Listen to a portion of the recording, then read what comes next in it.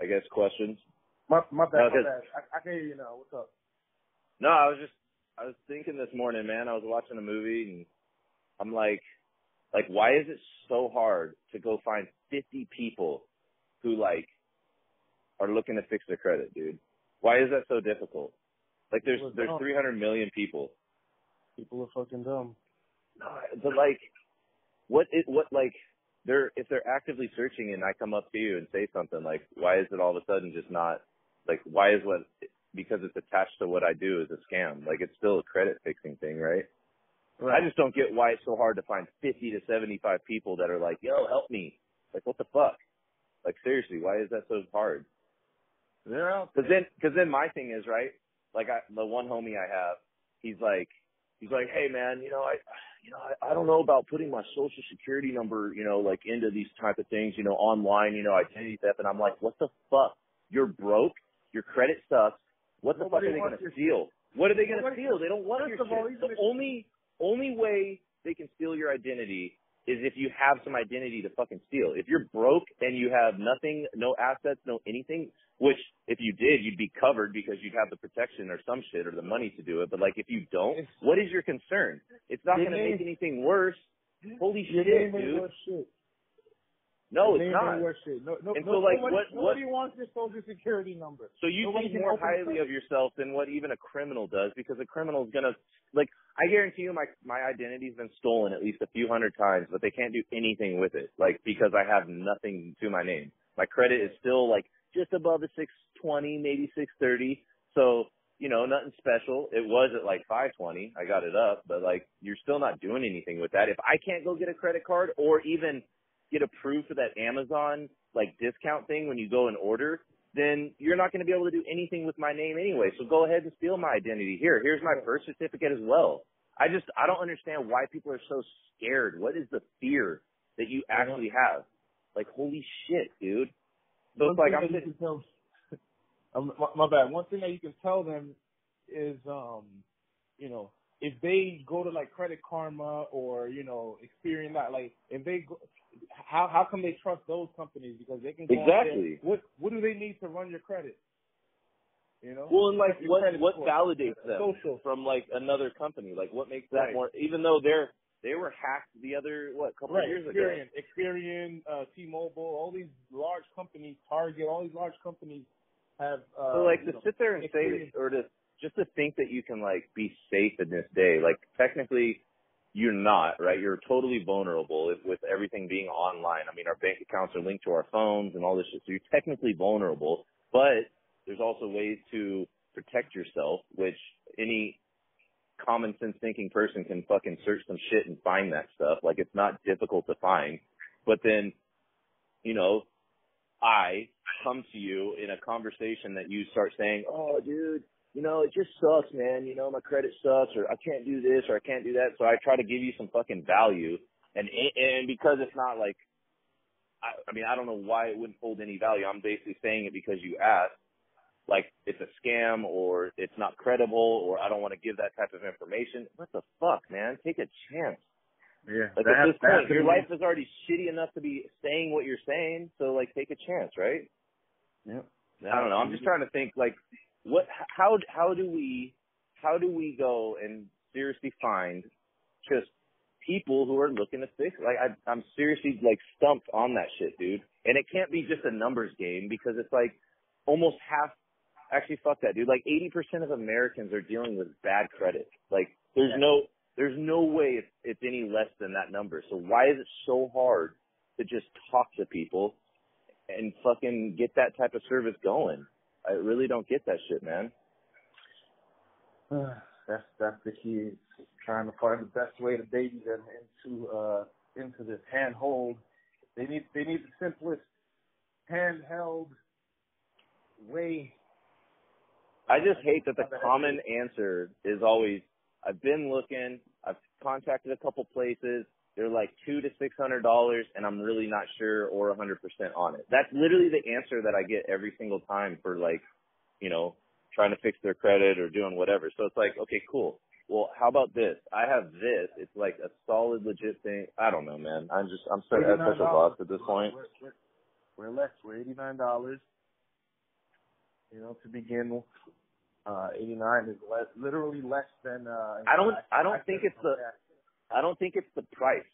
It's not the price that's scaring them, dude. It's literally the fear of identity theft and like all these other aspects that they literally are ignorant on, that they have no idea what they're even saying. So they're sitting here thinking, oh shit, it's the end of the world if I do this, this, and that.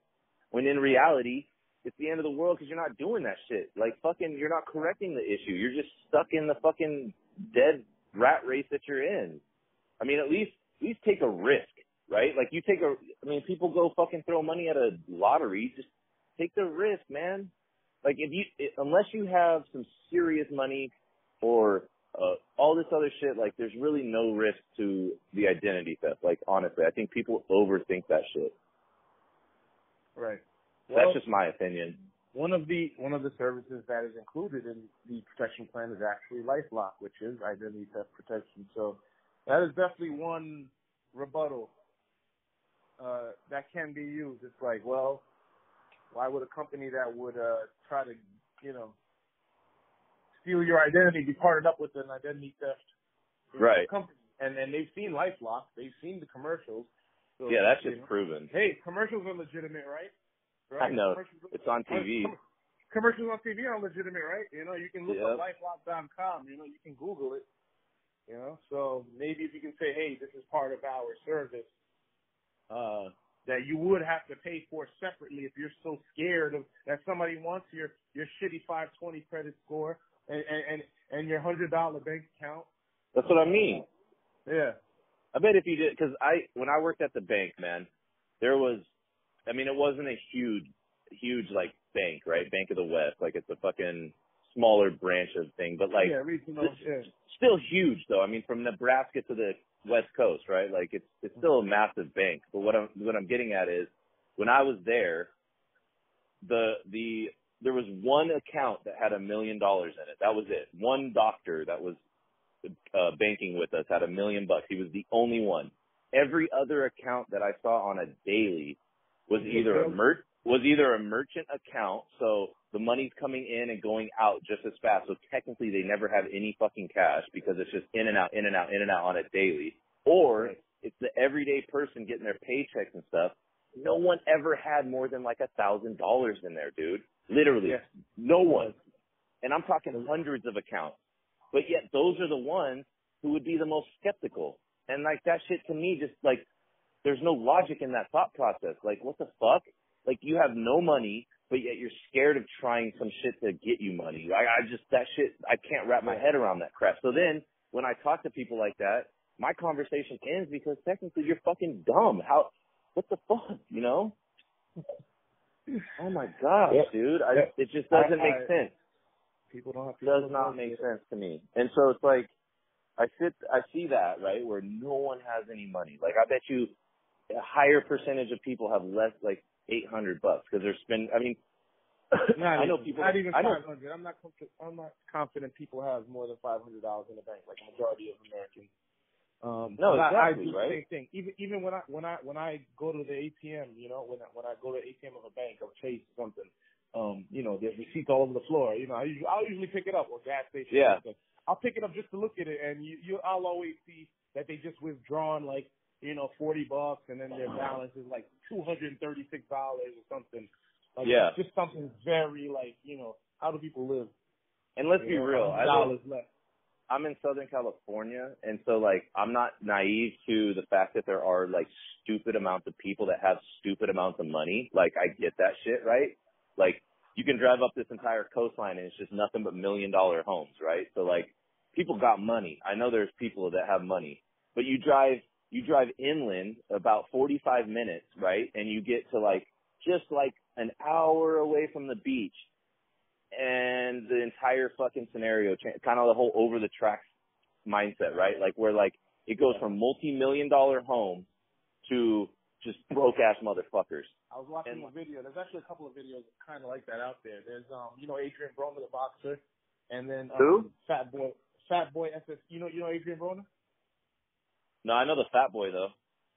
Okay, so let's say Fat Boy. He did the same thing. Like he goes up to a fast food. I don't know if it's Dunkin' Donuts or whatever, just a fast food place, and he literally has $10,000 in his hand, and he's like, whoever quits right now, I'm giving you $10,000, and then, you know, everybody's kind of like weary and scared and stuff, and it's like, dude, that's literally like half your year of salary, right? You probably make $20,000 the most, you know, $25,000. Dude, that was literally my annual. That was my yeah. annual in 2012.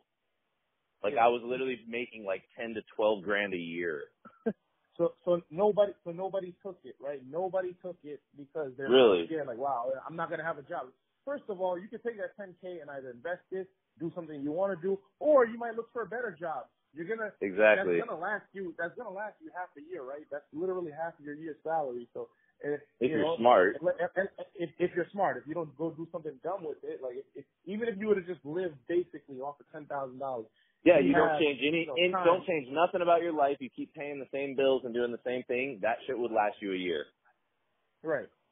So exactly. So and you have the time freedom to look for something, to try to better yourself, to look for that better job if you're looking for a job, or maybe you want a business opportunity, or you want to start your own business, or you want to do something that's going to elevate you.